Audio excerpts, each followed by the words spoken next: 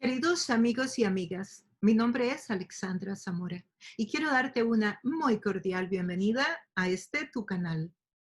Quisiera invitarte para que te suscribas en este canal y también para que le des un like ahí en la campanita. Así que vamos a estar compartiendo un tema más de interés para nuestro diario vivir.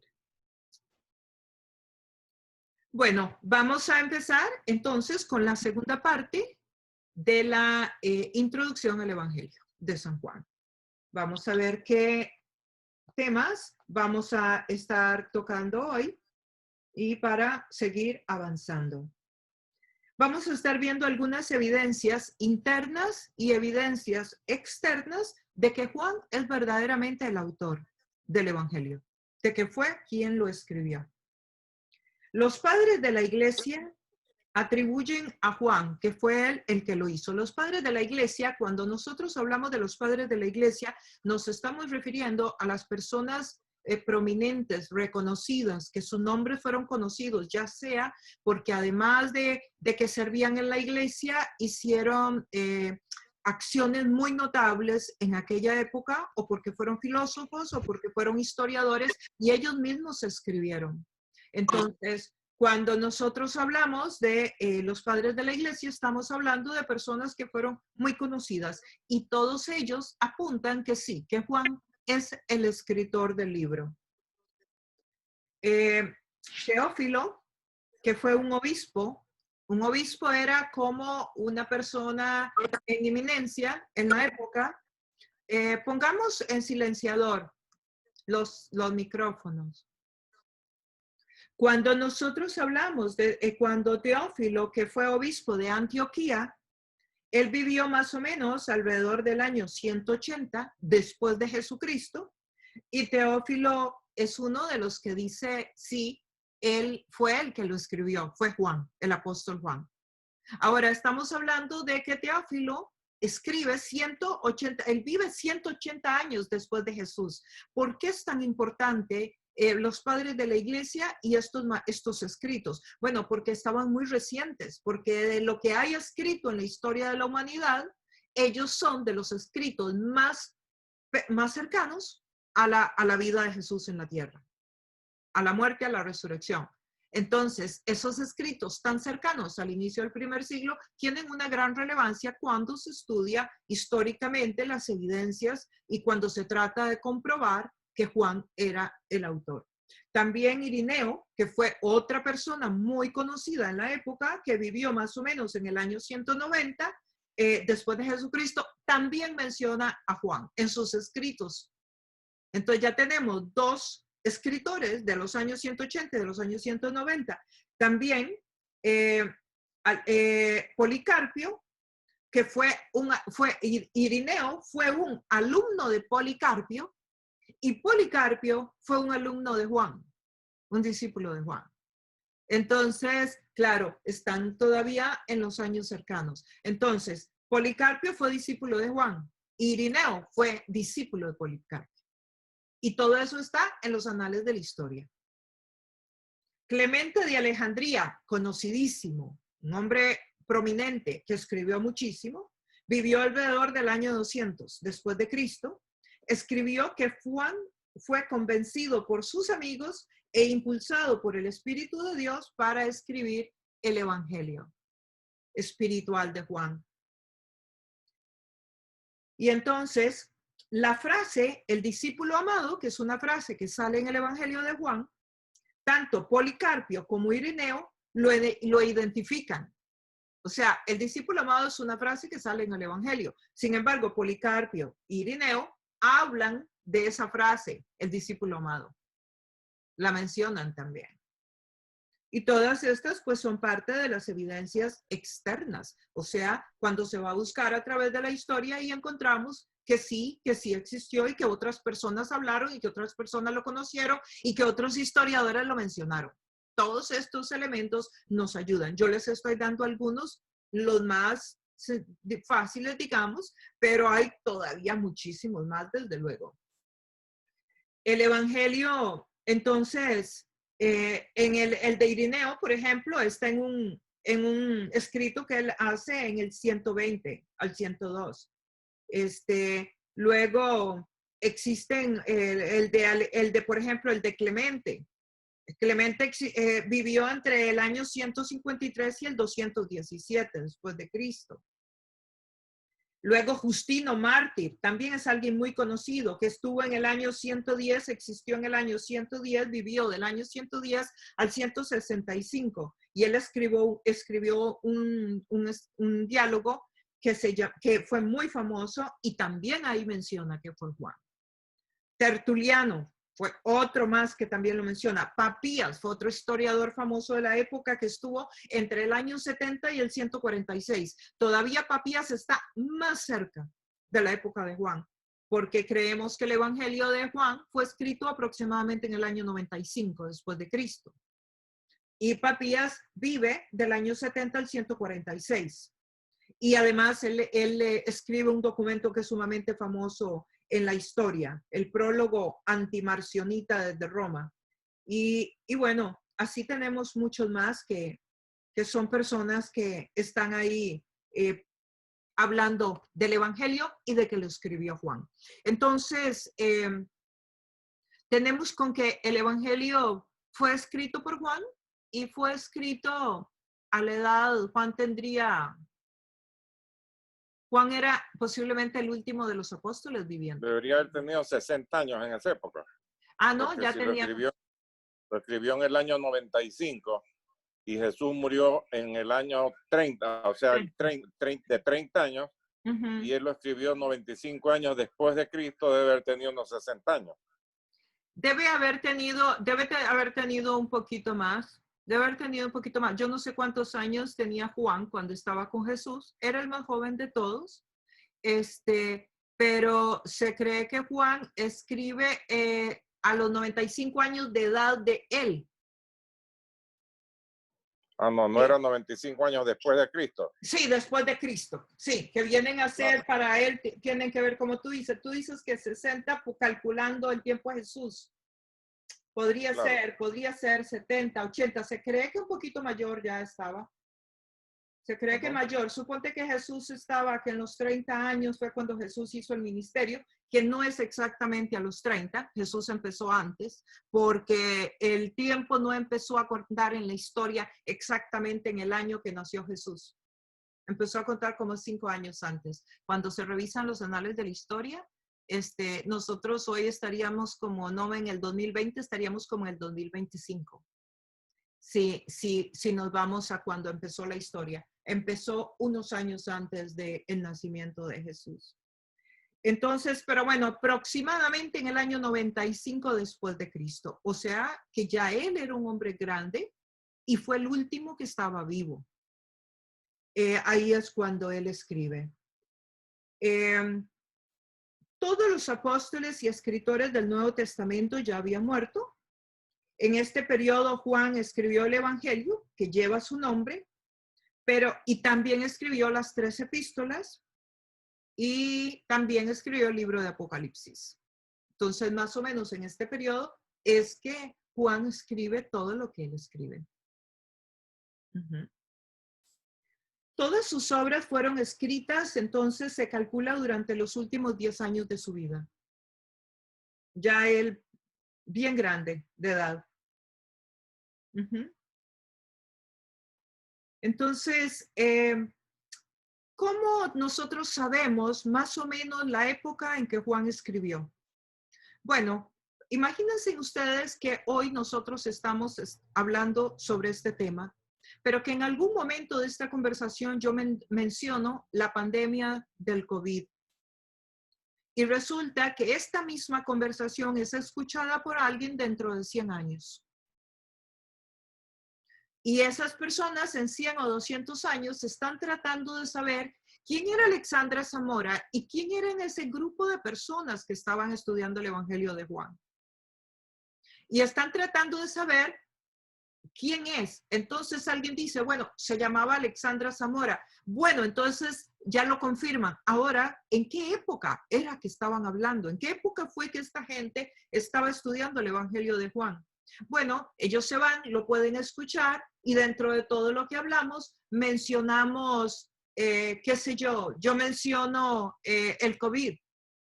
Bueno, aquellas personas que en 200 años van a estar tratando de investigar quiénes éramos nosotros, van a poder saber que nosotros teníamos esta conversación aquí en estos meses. O ellos van a decir, bueno, eso sucedió de marzo a julio del 2020, porque en aquella época dice la historia de un historiador otro que escribió y de un médico no sé qué que también escribió que pasaba por el planeta Tierra una pandemia y que en Miami había un epicentro. ¿Ven? ¿Me entienden lo que estoy tratando de decir? ¿Cómo es que nosotros llegamos a cerciorarnos de quién es el autor?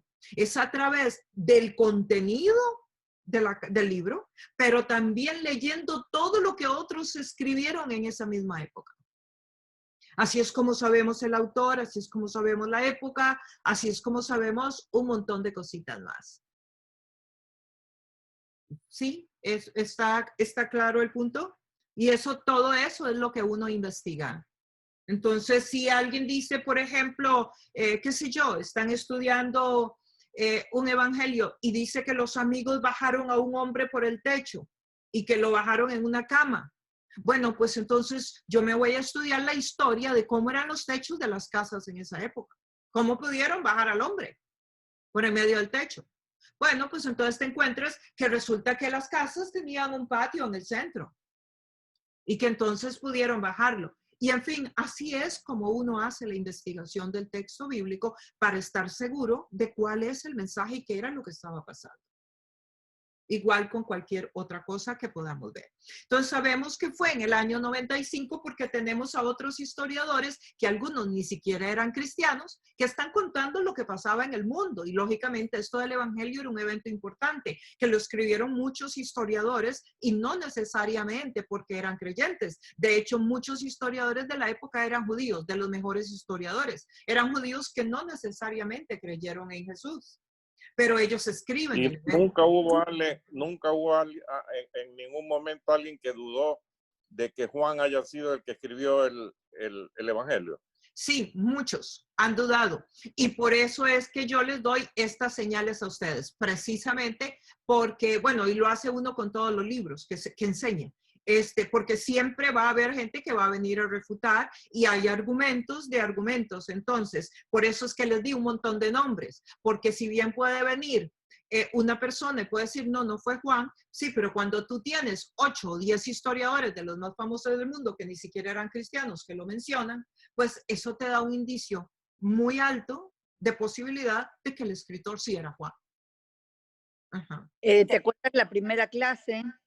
El tema fue de dónde vienen las cosas y cómo creerlas y estar seguros. Claro. Sería interesante que nos manden videos. Sí, para repasarlos. Acuérdate. Sí, cierto. Evidencias internas y externas de la veracidad de la Biblia. Sí. Gracias. Sí, claro. Sí. Escríbeme un textito ahí por si acaso. Sí, que es cuestión de mandárselo para que Jaime lo tenga. Ahora, la audiencia de aquella época. La audiencia, bien importante este punto. Vamos a ver si lo puedo ilustrar de la mejor manera. Pero vamos a tratar de hacer esto. ¿Cómo yo sé cuál era la audiencia? Bueno, de la misma manera, ¿dónde estaba Juan? ¿En dónde estaba ubicado? Entonces uno trata de buscar dónde estaba ubicado. En este caso, a través de todas las investigaciones y todos los eruditos que han trabajado este libro, pues Juan estaba en Éfeso. En Éfeso, ahí era donde él estaba. ¿Y a quiénes le estaba hablando Juan? Bueno, si Juan está hablando en el año, ¿qué quedamos? 95. En el año 95 después de Cristo. Bueno, entonces, ¿quién era la audiencia de Juan? ¿Eran recién convertidos al evangelio o era gente que tenía muchos años de ser convertida al evangelio? ¿Era gente que había conocido a Jesús en persona, one to one, de uno a uno, o era gente que no lo había conocido? Claro. Gente que no lo había conocido. Gente que no lo había conocido, claro, como nos decía Jaime, Juan podría estar aquí de 60, 70, 80 años, dicen muchos. O sea, que dependiendo de la edad que tenía Juan, o sea que mucha gente no pudo conocer a Jesús. Estamos hablando ya de una segunda y de una tercera generación de creyentes. Entonces, a esa es la audiencia de Juan. Y bueno, y por la ciudad donde él está también, eso le ayuda a uno mucho a identificar cuál era su audiencia, a quién él estaba hablando. No es lo mismo hablarle a un grupo de jóvenes que hablarle a un grupo de señores adultos, que hablarle a un grupo de personas que están empezando a caminar en la fe, que a un grupo mixto, que a gente que ya han estudiado la Biblia por años. Entonces, todo eso va a hacer que el mensaje de Juan sea escrito de cierta manera. ¿Por qué? Porque cuando el mensaje está siendo escrito, lleva un propósito, como yo tengo un propósito al enseñarles a ustedes. Yo tengo el propósito de que ustedes sepan cierta cantidad de conocimiento sobre el Evangelio de Juan. Y como me decía ahora Jaime, alguien dudó de que fue Juan. Si alguien dudó, ¿ves? Por eso mismo, porque alguien dudó, y yo sé que ustedes en el caminar de la vida se pueden encontrar con que alguien les diga, pero ¿y cómo están seguros? Yo les estoy dando las herramientas de los historiadores, los filósofos, etcétera, que también escribieron que Juan fue el que lo escribió. De la misma manera, estamos frente a la audiencia. Tenemos que ir viendo a través del estudio de lo que Juan escribe e ir buscando en las herramientas históricas que tenemos cuál era la audiencia de Juan. Entonces, ya vemos que no eran los recién convertidos ni los que habían conocido a Jesús, sino que es una generación que ya se distanció por muchos años del acontecimiento. Y estas personas, entonces, eran más bien lo que se llamaban helenistas, gente que ya estaba dispersa por causa del Imperio Romano, que ya estaba en diferentes partes del mundo y que muchos ya se habían movido hasta de sus ciudades. Entonces, Juan le está hablando más bien a personas de una cultura que no era necesariamente judía. Y todo eso lo vamos llevando también a través del estudio. Y entramos en un punto interesante, y es ¿por qué Juan escribió este evangelio? ¿Qué tenía él en mente? ¿Cuál era su objetivo? ¿Qué era lo que él quería lograr? Bueno, Juan escribe el evangelio porque habían surgido toda una serie de dudas en la comunidad sobre quién era Jesús. Tenían dudas de quién era Jesús. Y entonces se había mezclado a través de los años la sana doctrina del evangelio que había sido escrita en los otros 3 evangelios, había sido mezclada junto con lo que pasaba en la cultura de la época. Y vamos a ver si puedo explicar eso. Vamos a ver, por ejemplo, es como que alguien quisiera escribir algo que es totalmente bíblico. Vamos a ver, voy a ponerme yo como un ejemplo. Como que yo quiero hablar de Jesucristo, que es el Señor, y hablar de la verdad de Dios, y hablar de que el Evangelio nos manda a vivir en santidad, como nos lo dice el Evangelio, pero que en lugar de eso yo me vuelvo y les digo a ustedes, bueno, Dios es muy bueno. Dios es súper bueno, así que ustedes no tienen que preocuparse nunca de nada. No importa lo que ustedes hagan, lo importante es que ustedes sepan que Dios los ama. ¿Sí? Y eso es, por ejemplo, ahí yo estoy hablando de Dios, estoy diciendo algo que es verdad, que Dios es bueno. Pero estoy diciendo que ustedes no tienen que preocuparse de absolutamente nada de cómo ustedes vivan. Porque Dios siempre los va a amar y no importa lo que ustedes hagan. Si ven, estoy filtrando, estoy poniendo una parte de la verdad con una parte de mentira. Porque si Dios es bueno, sí es cierto que Dios siempre los va a amar, pero no es cierto que a ustedes no les tiene que importar lo que ustedes hagan porque a Dios no le importa. Sí, a Dios le importa cómo ustedes vivan y cómo ustedes caminen con Él. Claro que le importa. Y muchas de las promesas de Dios están condicionadas a la obediencia y a la santidad. ¿Sí? ¿Y por qué menciono este ejemplo? Porque uno de los retos que yo me encuentro hoy en estas grandes ciudades es que todo el mundo cree en Dios. ¿Todo el mundo cree en Dios? Hoy en todo lado encuentro dos manitas juntas. Todo el mundo cree en Dios. Sí, pero no todo el mundo cree en Dios, en un Dios santo, sino en un Dios permisivo, inclusive, que todo lo acepta, que todo está bien, que a todo se le da un like. Y eso no es así. No es así. Entonces, ¿qué pasó? Cuando Juan estaba escribiendo, resulta que habían cosas de la cultura que se habían mezclado con el evangelio. ¿Cómo qué cosas? Ahora les vamos a ver el docetismo y otras doctrinas propias de los griegos que se estaban mezclando. Y las vamos a ir viendo. Entonces, Juan está escribiendo a los gentiles, no a los judíos. Recuerdan que Marcos escribió a los romanos, recuerdan que Mateo escribió a los judíos. Bueno, Juan ahora está escribiendo a los gentiles. Juan está escribiendo a los gentiles. Tal vez valga la pena recordar que el evangelio es un género literario. ¿Eso qué significa? Que así como la historia es un género literario, la poesía es un género literario, Apocalipsis es un género literario. Sí, todos son géneros literarios y se deben estudiar de acuerdo al género literario. Yo no puedo llegar a interpretar una poesía como si fuera un libro de historia, porque la poesía no tiene orden cronológico, porque la poesía no está narrando una historia o un acontecimiento.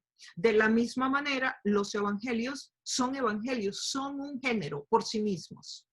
Entonces, cuando nos acercamos a un evangelio, no tenemos que esperar que haya un orden cronológico, porque los evangelios no son historia. Los evangelios tienen como propósito llevar el evangelismo, presentar a Jesucristo. Por eso, cuando alguien empieza a acercarse a Dios y me pregunta qué lee, yo lo voy a mandar a leer los evangelios y usualmente lo voy a mandar a empezar con el libro de Juan. Y ustedes van a ver hoy por qué yo prefiero que empiece con el libro de Juan. Pero los evangelios tienen como propósito el presentar a Jesucristo, el evangelizar. Entonces, la forma de escritura no era hebrea. La forma en que Juan escribe no es hebreo. No es un estilo de escritura hebreo, es un estilo de escritura más griego. ¿Ok? ¿Y qué tiene esto que ver? Tiene que ver mucho. Ok, voy a hablar en forma muy general de estas culturas para que podamos ver un poquito, pero la cultura hebrea es horizontal y escribe horizontal, pasado, presente y futuro. La cultura, vamos a ver, la cultura latina, por ejemplo, es muy de dar vueltas alrededor del punto. Por ejemplo, y lo vemos hasta a nivel, nosotros somos más orales, la cultura latina es mucho más oral. Nosotros valoramos muchísimo más el conversar que el escribir. Eso es parte de nuestra cultura latina. Y vamos a ver que cuando un latino quiere acercarse y hablar de un problema, lo vamos a ver que da vueltas. Da vueltas antes de decir el tema central. Bueno, María, es que yo quería hablar contigo porque fíjate que hace unos días, qué sé yo, mi esposo y yo hemos estado pensando que queríamos hablar contigo para ver si podíamos discutir algunos asuntos sobre los niños. Taca, taca, taca. Ese es el estilo nuestro. Pero si usted habla con alguien de la cultura de Occidente, la cultura americana, le va a decir, mira María, mi esposo y yo queremos hablar sobre los niños, un problema que tenemos. La cultura latina generalmente no va a ser tan directa ni tan puntual. Vamos a dar vueltas. Bueno, la cultura hebrea y la cultura griega también tienen diferencias. Entonces, la hebrea, como les digo, es horizontal. La griega es vertical. Entonces, mientras que la hebrea habla del pasado, del presente y del futuro, la griega habla de abajo y de arriba. Entonces, la cultura griega va a estar escribiendo más sobre Dios estaba arriba y ahora vino a la tierra. Y vamos a verlo en el Evangelio varias veces cuando empecemos a estudiarlo, que mucho de lo que Juan escribe es viene de arriba y baja a la tierra. ¿Por qué? Porque tiene un estilo de escritura de arriba hacia abajo. Son aspectos interesantes que ahorita tal vez no tienen mucha relevancia, pero cuando empecemos a estudiar el texto en las próximas semanas, usted va a decir, claro, esto es. Esto es, Juan está escribiendo para los gentiles y en su gran mayoría son griegos. Entonces está usando el estilo de escritura de los griegos. La forma también en que Juan escribe, como ya sabemos, es bien específica, además en sus detalles.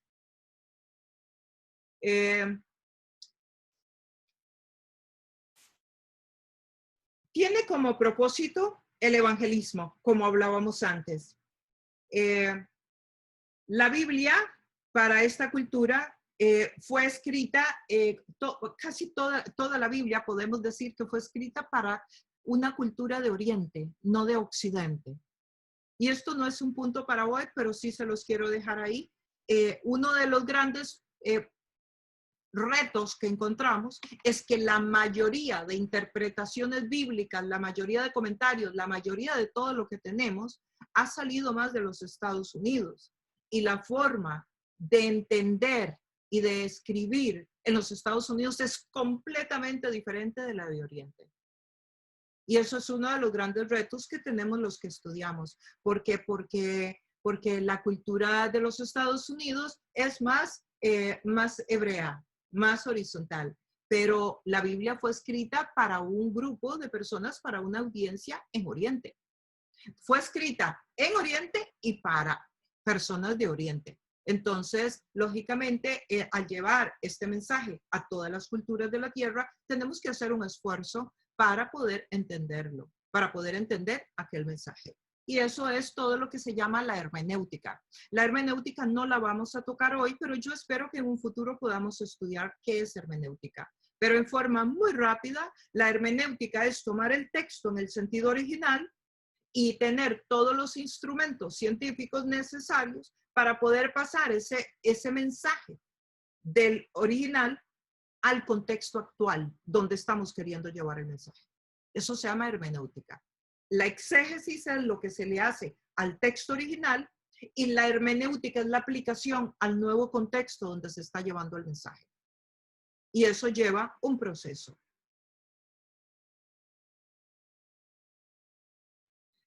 Otro aspecto importante es que el Evangelio de Juan es más teológico.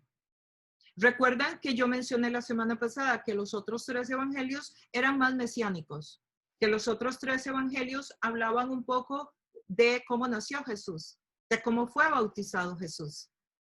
Pero aquí en el Evangelio de Juan nos vamos a encontrar con que a Juan le interesa más el mensaje teológico. Y yo les hablé un poquito que teología significa teo Dios y logia estudio. El estudio de Dios puramente. Los otros 3 evangelios entran más en la parte mesiánica, hablan más de Jesús en la tierra. Juan empieza con Jesús en el cielo, vino del cielo, existía desde la eternidad. Y esto también tiene una gran connotación. Miren, una de las grandes, esto es un aspecto teológico general, pero me parece que es cultura general que les puede enriquecer. El evangelio a nosotros, en Latinoamérica, nos llegó de una mamá que tenía un bebé en brazos. El evangelio en Latinoamérica llegó en un niño, el niño Jesús. Y llegó un niño en brazos de una madre. Otra de las formas como nos llegó es un Cristo crucificado con una corona ensangrentado, pero en un momento de derrota en la cruz. Bueno, Juan no nos presenta ni a Jesús de brazos, ni nos lo presenta crucificado, nos lo presenta resucitado. Entonces, imagínense ustedes la gran diferencia de tener una pintura en la cabeza, una foto, una idea de un Dios que está sentado a la diestra del Padre en un trono como Rey y Señor del universo, gobernando totalmente soberano, en control de todo lo que existe, a imaginarse a un Dios que es un niño que está en brazos de una mamá que lo protege y lo guarda, o de un Cristo que está ensangrentado y que está en un momento donde está sufriendo, que imaginárselo como Juan nos lo quiere presentar en el Evangelio, como un Cristo resucitado. Y esto cambia la cosmovisión de la persona totalmente, totalmente. Entonces, esto es lo que Juan está tratando de hacer y a eso nos referimos con teología. Sí, él va mucho más, más hacia la eternidad.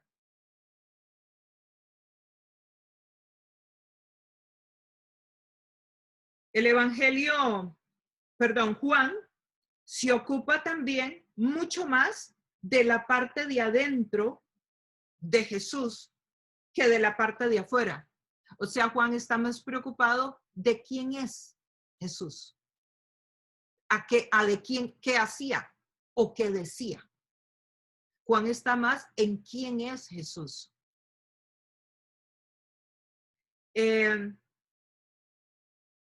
¿Y por qué, volviendo al tema de la audiencia? Porque estamos ahí, ¿verdad? Y el por qué Juan escribe. Estamos en el tema y por qué Juan escribe el Evangelio.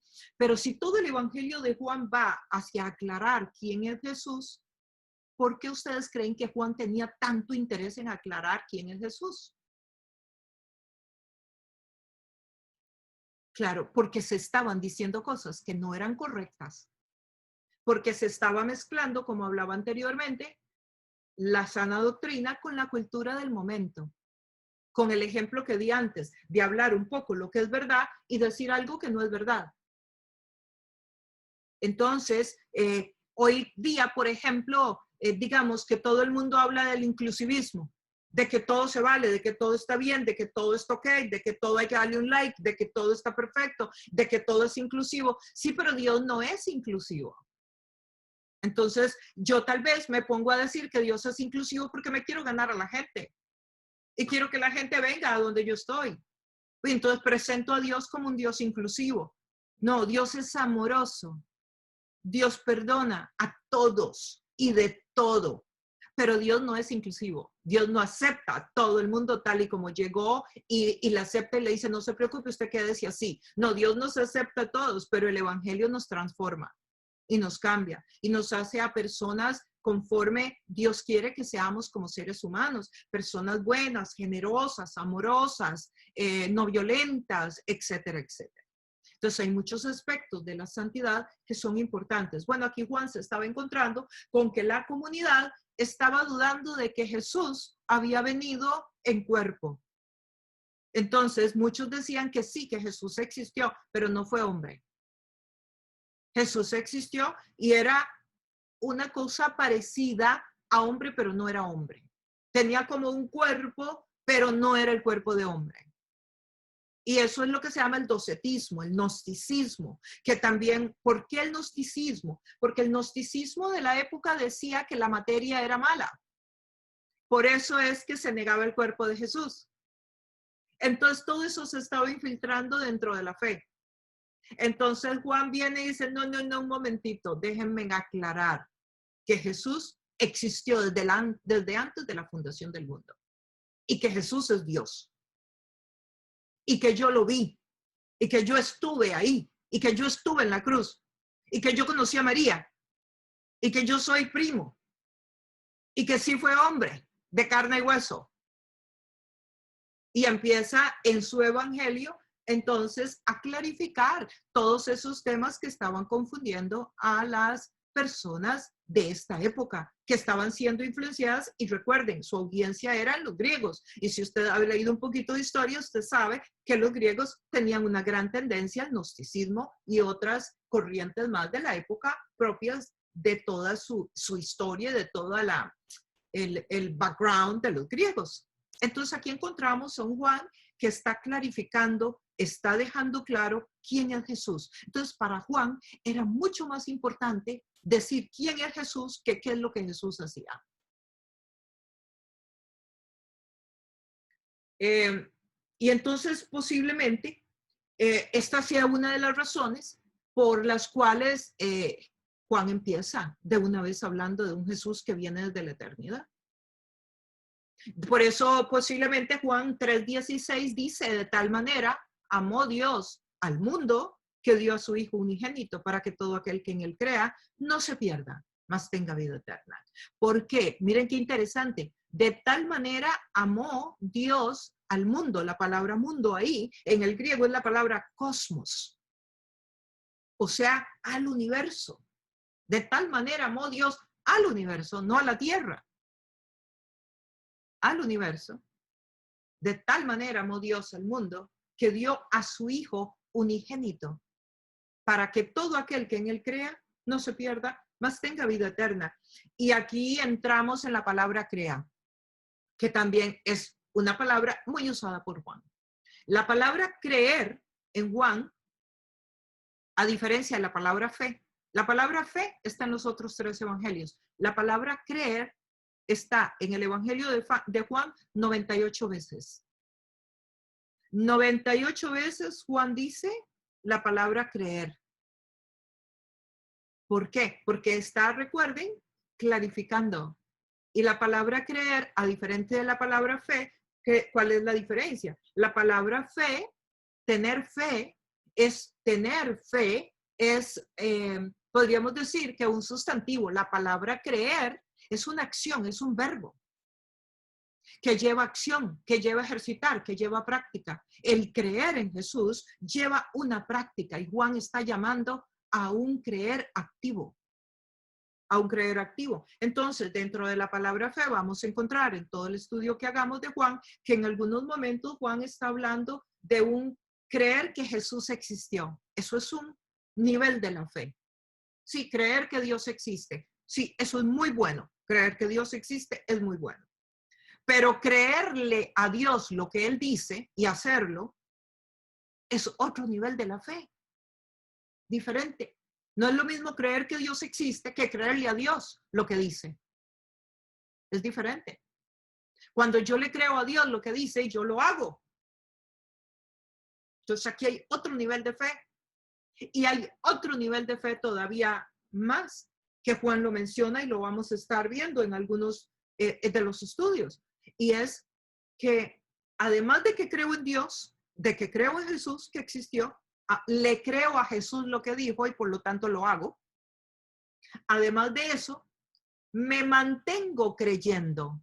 Y esto está en presente continuo en el Evangelio de San Juan, donde Él nos llama a seguir creyendo. Entonces, no es solo que creí en Dios, no es solo que hoy le creí a Dios hace un mes, lo que dijo, cuando leí la palabra de Dios. No, es que me mantengo creyendo. Porque vean, la fe que usted necesita hoy o mañana para que pasen las cosas que usted necesita que pasen en su vida, no puede ser la fe que usted tuvo hace un mes. ¿Verdad? Usted tiene que practicar la fe hoy, usted tiene que creer hoy, usted tiene que creer mañana cuando esté orando, para que su negocio se mueva, para que su salud venga, para que sus hijos estén bien, para que haya protección sobre su familia. Esa fe usted la tiene que ejercitar cada día. Eso es un presente continuo. Entonces, una fe es creerle a Dios, otra es creerle a Dios y la otra es sostener esa fe, que es presente continuo, seguir creyéndole a Dios, creo que sería. Seguir. Continuar creyendo, el continuo, seguir creyéndole a Dios en cada momento de su vida. Y es ahí donde viene una llenura más de fe. Entonces, eso es el interés de Juan. ¿Cuál es el tema central de Juan? El creerle a Dios, el creerle a Jesucristo, lo que Él dijo y el hacerlo y mantener. No es lo mismo levantar una pesa, usted levanta una pesa, sí, muy bien, usted cree. Usted le cree a Dios, le creyó a Dios hace una semana que sostener la pesa. Sostener la pesa significaría el mantenerse creyendo. Y de nuevo, nosotros no podemos trabajar con una fe añeja. O sea, la fe o el creer que tuviste hace un mes no te va a servir hoy. Tiene que ser el de hoy, el creer hoy.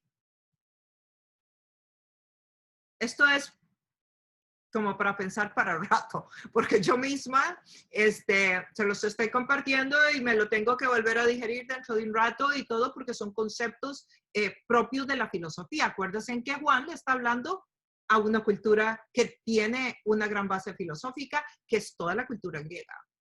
Entonces nos está dando algunas herramientas para que nosotros las podamos usar. Elementos de los otros evangelios que Juan no menciona. no menciona. En el Evangelio de Juan no menciona la cena del Señor, la transfiguración, las tentaciones de Jesús, la ascensión, Getsemaní, las parábolas. Todos esos elementos están en los otros 3 evangelios, pero no están en el Evangelio de Juan. Juan seleccionó muy bien de lo que él quería hablar, porque él tenía un propósito en esta área bien específico y él no menciona todos esos elementos. Juan solo menciona 7 milagros. El Evangelio de Marcos está lleno de milagros. Juan solo menciona 7. Y de los 7 que Juan menciona, solo 2 están repetidos en los otros evangelios. Los otros 5 son milagros que no están contados en otra parte. Solo los cuenta Juan. O sea, los seleccionó bien puntual para lograr su objetivo. Y dentro de estos está el de Lázaro. Resucita a Lázaro, por ejemplo. Los milagros, Juan no los llama milagros, como se les llama en el antiguo, en los otros evangelios. Juan les llama señales. Y la palabra señal, él la llama porque es algo que señala un elemento adelante, es algo que señala otro evento, algo que viene, algo que va a suceder. Entonces, él le llama señales, porque para él lo importante no es el hecho en sí, el milagro en sí, como se le llama en los otros evangelios, sino que para él lo importante es lo que esa señal está señalando. Entonces, de nuevo, mucha profundidad en lo que él está enseñando. De los apóstoles que acompañaron a Jesús, 5, y quizás 7, pero 5, fueron familia de Jesús. Ahora, los hermanos de Jesús, la familia, el núcleo central de Jesús, no creyó en él mientras él estaba vivo. Se burlaban de él. Y eso ustedes lo habrán leído en algunos evangelios. Se burlaban de él y no le creían. Pero los hermanos de Jesús creyeron en Jesús después de que él subió a los cielos. Tanto que escribieron Judas, el libro de Judas, que está en la Biblia, y el libro de Santiago, fueron 2 hermanos de Jesucristo, ellos 2. Pero ellos no se convierten, ellos no creen en Jesús antes de su muerte, ellos creen después de su resurrección. Sin embargo, de los apóstoles hay 5 que fueron primos de Jesús, primos hermanos. Y de esos hay 3 que son muy cercanos, eran un círculo muy cercano a él, que son Juan, Pedro y Santiago, que eran primos de Jesús. Y de esos pues está Juan, que era mucho más cercano a él. Y que ya lo estuvimos viendo en la primera parte de esta introducción del Evangelio de Juan, que Jesús tenía una relación más cercana con Juan, que era el menor de todos sus primos que lo acompañaba a él dentro de los apóstoles.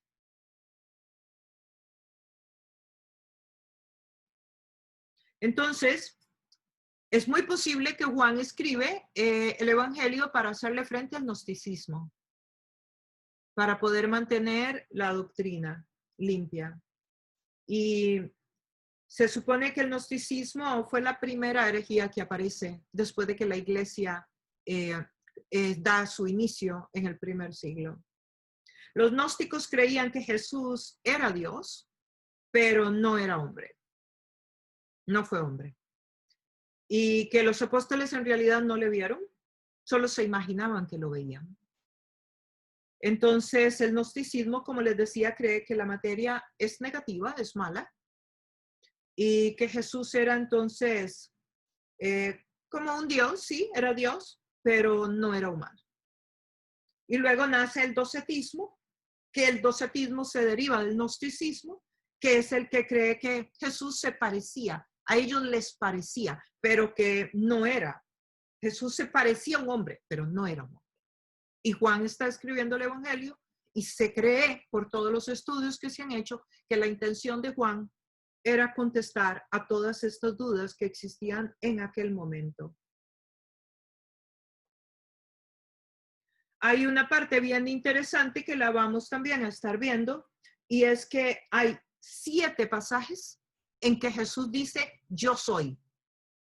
Él dice, yo soy el pan de vida. Yo soy la luz del mundo. Yo soy la puerta. Yo soy el buen pastor. Yo soy la resurrección. Yo soy el camino, la verdad y la vida. Yo soy la vid verdadera. O sea, 7 veces, 7 pasajes bíblicos en el Evangelio de Juan, donde dice yo soy esto, yo soy esto, yo soy esto. Claro, porque si al haber tantas dudas, pues lógicamente él está enseñando, como hablábamos anteriormente, para que le quedara clara a la gente quién era Jesús. No qué es lo que hacía, no cuáles eran sus milagros, ni qué era lo que decía o qué era lo que hacía. No, quién es. Porque es un mensaje sumamente importante el que quede claro la verdad. Y la verdad no es una cosa, la verdad es una persona, y es Jesucristo. Y Juan tenía todo el interés de demostrar que la verdad no era una cosa, no era un sustantivo. La verdad es una persona, y esa persona se llama Jesucristo. Entonces, si tú o yo queremos conocer la verdad, tenemos que conocer a Jesucristo, porque Él es la verdad de todas las cosas. Y ese es el mensaje central que vamos a estar estudiando en todo el Evangelio de Juan. ¿Quién es la verdad y cómo conozco la verdad?